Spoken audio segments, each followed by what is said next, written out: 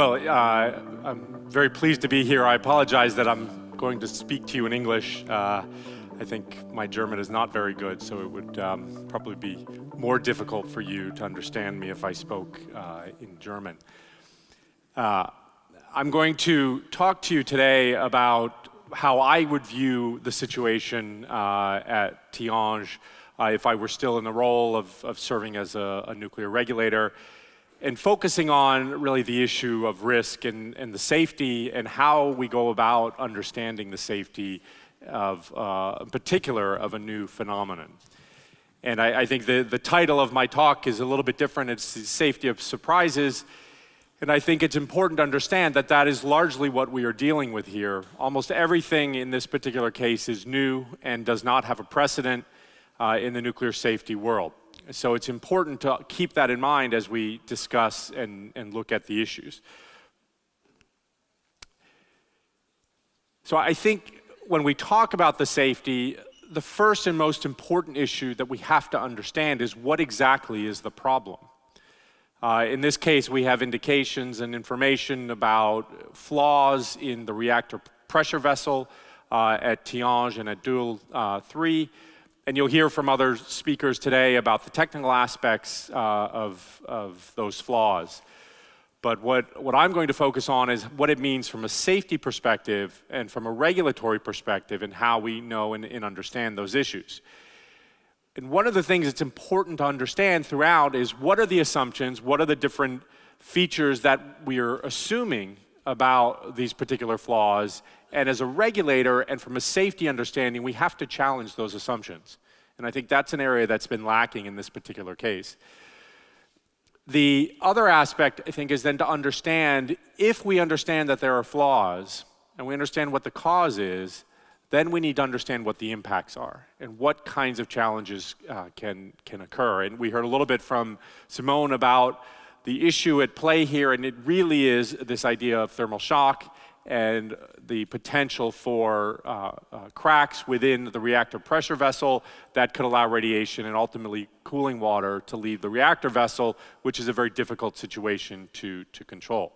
So those are the two main ideas that I want to focus on, and how the first one in particular informs the second. So I think it's important that we understand this is not the first time in the history of the nuclear industry that new phenomena have been discovered. In particular, it's not the first time that we have seen issues of cracks, in particular or the potential for cracks or flaws in areas of the reactor pressure vessel. In the United States, we have a number of incidents over the history of the nuclear industry where flaws have developed in materials or in components in the reactors that have been surprising, that were not expected, and that have had to been addressed and dealt with. I listed a number of them here. One of the a number of the important ones involve steam generators.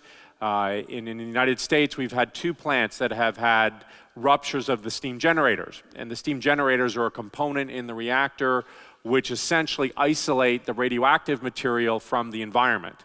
And they play an important role in converting the energy from the reactor into energy for electricity. And in two cases, we had very severe incidents with steam generators developing cracks and ultimately having leaks. In one case that led to a long-term shutdown of a reactor and ultimately the replacement of steam generators. And in another case, it actually led to the shutdown of the reactor itself, because in analyzing the problem, it was very difficult to ultimately understand what caused the cracks to develop. And I think there are a lot of parallels between those incidents and what happened at Tihange and Doel. In the United States, there was a problem that was identified with the top of the reactor pressure vessel, the so-called vessel head. There were cracks that were developing because in certain weld areas in these vessel heads, and ultimately that led to the replacement of these vessel heads. So, as you can see, there's a pattern developing. In a number of other areas, there's a phenomenon with the metal that was used in a number of welds, also in elements of the reactor pressure vessel. there was the potential for cracks, and the result was a repair of the reactor pressure vessel. And then finally, the last incident, I talked about the steam generator ruptures and how they ultimately led to major changes to the plant. So the examples that I've given demonstrate a pattern, which is that flaws were identified in elements either in the reactor pressure vessel or in other components that are of equivalent safety significance and large components in the reactor. And in each case, in the United States, there was a process of reviewing the information, identifying the cause, and then ultimately coming up with a repair, replacement, or shutdown. So in almost all cases, because of the significance from a safety perspective of these components and the need for integrity of these components, unexpected and previously unexpected flaws were dealt with either equipment repairs, replacements, or ultimately plant shutdown. This is not the case for Tihange and Doel. So it is already something slightly different than what we've seen in similar cases in the United States. And I would add that in many cases, those flaws were potentially less significant than the types of flaws we're talking about for Tihange and Doel. So how did we get here? It's important to understand what I've called here, and I don't know if this translates well, but this is the luck of the inspection. No one was looking for this particular flaw at Tihange or Doel. And normally under the US regulatory requirements, which are also largely adopted by the Belgian regulator, an inspection of the type that was done that identified these particular flaws is not normally done. So the particular codes, the so-called ASME codes, which form the basis for much of the inspection regimes and the safety regimes for the reactor pressure vessels, do not require an inspection of what is the so-called base metal of the reactor pressure vessel. So this was done because of a particular issue that was identified related to a plant in France, and therefore they were doing this type of inspection to look for a different type of flaw. And what came out of it was a number of very unknown flaws within the reactor pressure vessel in Doel and Tihange. So there is a first issue as a safety regulator that I would want to understand is, does this occur in other places? And one of the areas that I find surprising with this whole issue is that there's not been more interest, in particular in the United States and in other areas, to do more inspections to try and rule out this kind of phenomenon and flaw in other reactors. That is something that appears to be missing, and I'll talk about that a little bit. So in this particular case, an inspection was done to measure just a very thin depth within the reactor pressure vessel to identify cracking with an area of material on top of the reactor pressure vessel. When these flaws were identified, then a full inspection was done that could look deeper into the reactor pressure vessel, and then the number of flaws that we've heard from Simone were identified, and the problems began. So what are the flaws? And again, you'll hear from many people who will go into more depth about the specific technical aspects of these flaws, but I want to talk about it from the perspective of a safety issue and a safety regulator, and how I think we should look at this issue, because we need to understand what the flaws are if we're going to understand what their significance is. So the consensus view right now, I would say, among the industry, certainly among the French regulator, the Belgian regulator, among the regulatory bodies in the United States, is that these flaws are the result of so-called hydrogen flakes, which we can understand best as a flaw that would have been introduced at the time of manufacturing. So this is a very crucial question to understand the risk and to understand the consequences for this particular type of problem, because a number of assumptions would then be made based on this understanding. The first and most important is that these flaws or cracks would not grow over time.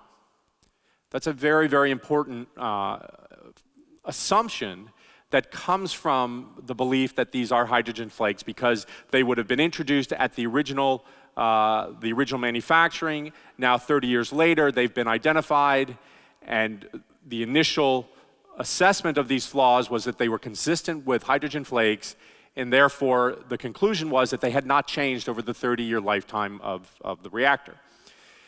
And if we assume that, then we can also assume that therefore they're not going to grow in the future, and that impacts then how we assess and understand the risk. So this is a very, very important piece of information, and is probably the most important information.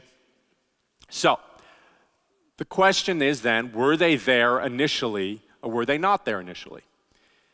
And in the nuclear safety world, and to understand the risk and the safety of a reactor pressure vessel, first and foremost, these vessels are inspected at the time of manufacturing, because cracks and flaws of this type are typically not accepted for a reactor pressure vessel, because of the important function that the reactor pressure vessel plays in the safety and the operation of the reactor. So there are two quotes that I pulled here for you that address this specific issue. And it is the language in blue, and I'll read them here. These came from the US NRC's assessment of this particular issue, how it would relate ultimately to plants in the United States. And I'm quoting their recollection, or their restating of what the French regulator had said. And what they say is that Electrabel reviewed all available fabrication records and determined that fabrication met all applicable codes and standards. So based on the information that we had at the time, the vessels were manufactured appropriately. And then most importantly, however, no explanation was given for failure of the manufacturing examinations to report the indications. So at the time that these were fabricated within the codes, this ASME code that is used to understand how to determine if a reactor vessel is appropriate, it is possible that there could have been some cracks and flaws, and that there could have been an argument made that in that case the vessel was still appropriate to be used. However, the records that were kept at the time indicate that there was no identification of the flaws at the time. Now, there's a couple of explanations. One, we could say that, in fact, the inspections were not done, but we don't have that indication. We have records that show that the appropriate inspections were done. And more importantly, we could say, well, perhaps they were identified and the decision was made that the vessel was still acceptable. But the conclusion today is that that would be highly unlikely that a component with such imperfections would have been accepted by any owner had the indications been properly recorded and reported, even if they were not rejectable under the ASME 3 standards. So the point is, if they were there at the beginning, they should have been identified and the vessel should have been rejected. So what does that mean? Well, again, let's take another look at the particular interpretation of this. And this was an independent review board that looked at the situation at Tihange, and what they concluded was the discrepancy between the indications reported in the acceptance reports of the rings from 1970s and in 2012 inspection in the core shells of the two plants remain unresolved. Since the UT, so this is the inspection technology available at the time, should have had the capacity to detect the indications found. So we have a consensus view that the cause of the flaws are hydrogen flakes. Therefore, they should have been, and we have an inspection regime that specifically looks for flaws of this type at the time of manufacturing, and yet they weren't found at the time of manufacturing. So this is an extremely important point that appears not to be relevant to the people making the safety decisions. So ultimately, what has come out of this examination and this analysis of the issue is that hydrogen flakes are the consensus source of the flaws, but they should have been identified and the vessels rejected. So I think, as somebody said yesterday in one of the talks, we cannot have both. Right? Either hydrogen flakes are the source, in which case they should have been identified. So there's a fundamental question still to be answered, which is, why were they not identified? And that's a very important issue, because the assumption about hydrogen flakes is not just that that is the nature of the problem, but it is an assumption about their growth over time.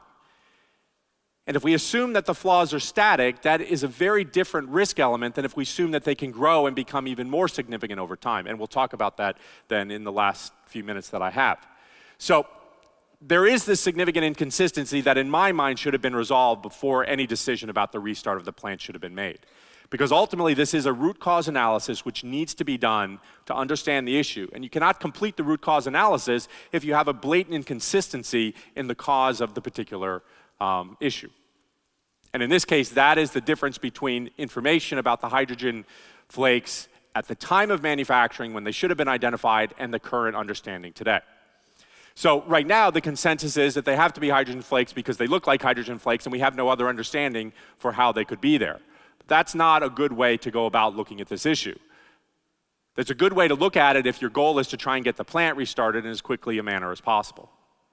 So, looking at this, the other point that should come out of this quite clearly is that globally there's clearly a need to do more of these kinds of inspections. Because if they were in fact present, the initial inspections did not identify them, which means that there may be more reactors out there that have these type of flaws, which in and of itself could potentially be an issue. So there are a number of outstanding questions here that still have yet to be answered. So if we think about this in terms of a root cause analysis, the root cause analysis is in my mind not complete. And if I were presented with this information, I would ask the staff at the Nuclear Regulatory Commission to go back and do more work. Explain for me how these two issues resolve themselves. Because I could not present information to the Congress, to the public, that would give a satisfactory explanation about this fundamental inconsistency. So, the issue then becomes, what are the actual impacts from this kind of incident? Now, there certainly are situations in which flaws are identified, cracks are identified in components in reactors, material defects are identified, and they don't have a very significant impact on the overall safety of the reactor and the safety of the public. This is a very, very different kind of issue. The reactor pressure vessel serves two very important functions. One, it provides a vessel that can contain cooling water in order to provide a cooling mechanism to keep the reactor functioning during normal operations and, of course, during accident conditions. The second function that the reactor pressure vessel plays is in the event of an accident. It is, in the United States description of this, it is the primary barrier. It is the first barrier in our defense in depth against radiation releases to the environment. So it is the first barrier, well, I should say it's the second barrier. The cladding of the fuel is the first barrier. But it is the second barrier and one of the primary barriers to the defense of the public when it comes to radiation protection. So it is not a component that you can tolerate defects and flaws in. And the important issue here is whether those flaws would allow a breach of the barrier. So namely, you would have a crack that could go from the inside to the outside. And therefore, you could allow both radioactive materials and ultimately cooling water to escape the vessel. And under the operational conditions and the intense pressures and temperatures, cracks would likely develop and grow from small cracks, and you no longer have the ability to potentially cool the reactor. So this is potentially a very significant issue. And in the United States, the issue we consider this, as you heard from Simone talking about this, is the so-called thermal shock scenario, where under certain conditions you could introduce cold water, which as the material in the reactor ages, it becomes more and more susceptible to embrittlement or to cracking when that cold water is introduced. And so what you're trying to prevent is all of these cracks which already exist from joining up and creating a larger crack that would allow the pressure vessel barrier to be breached. And if that happens in the United States, in this scenario, we simply consider that to be an accident that would release radiation to the environment.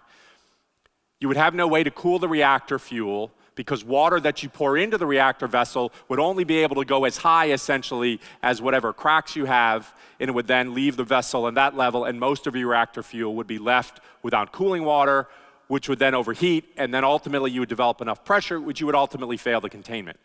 So and that means a release of radiation to the environment. So in the United States, when this issue is considered from a risk perspective, the only thing you worry about is how likely is it to get a crack in the reactor pressure vessel. Because if you get those cracks, you will melt the fuel, you will release radiation in the environment. It is not a condition that is easily dealt with by the safety systems that you have in the nuclear reactor. It's a so-called beyond design basis event, meaning it doesn't fall within that category. So, when we look at this, there is a tendency to want to consider this issue from the perspective of risk. And so what that means in many cases is people try and take two numbers and they multiply them together and they get a small number. And in fact, in the United States, when they looked at this issue, that's what they did.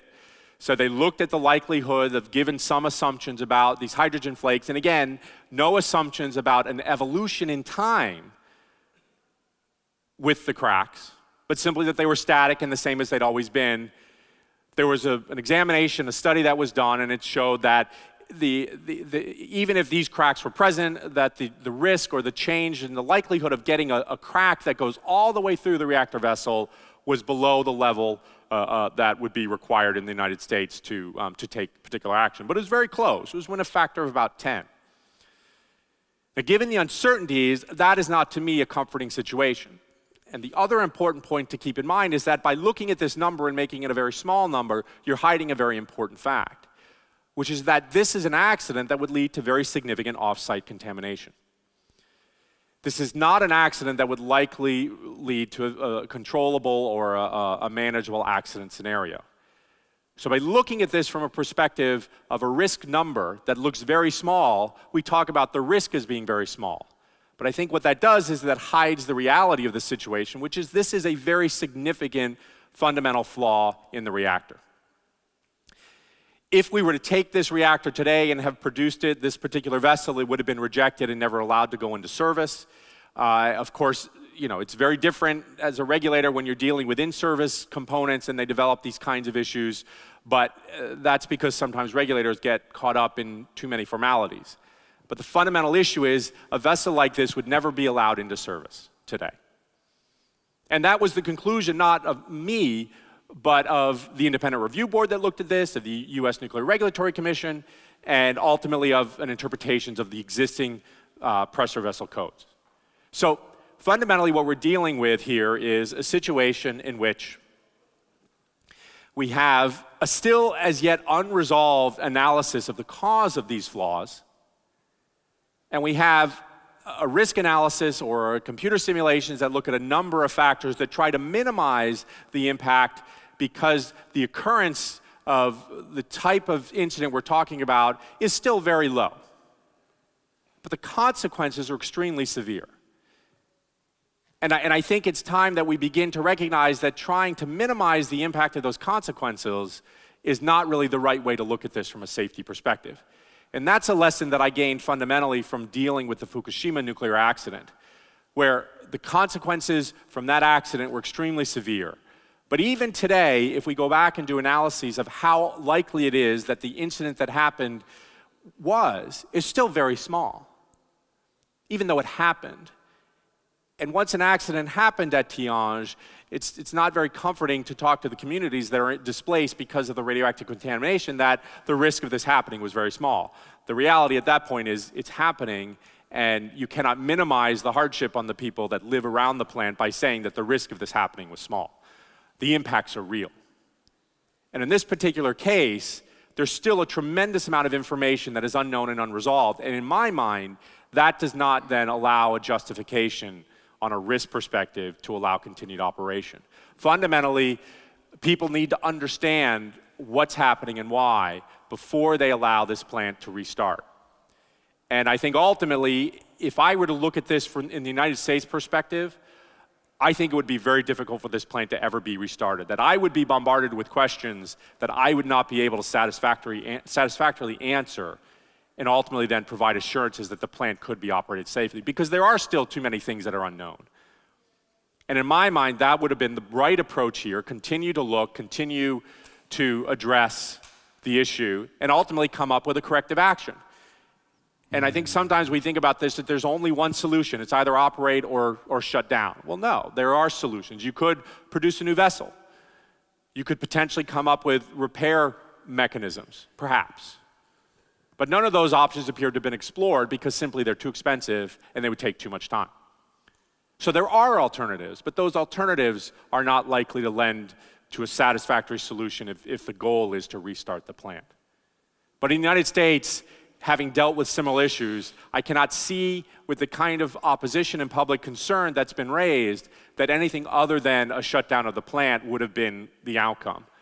because a replacement, a new reactor vessel, would have simply been too expensive to make it worthwhile.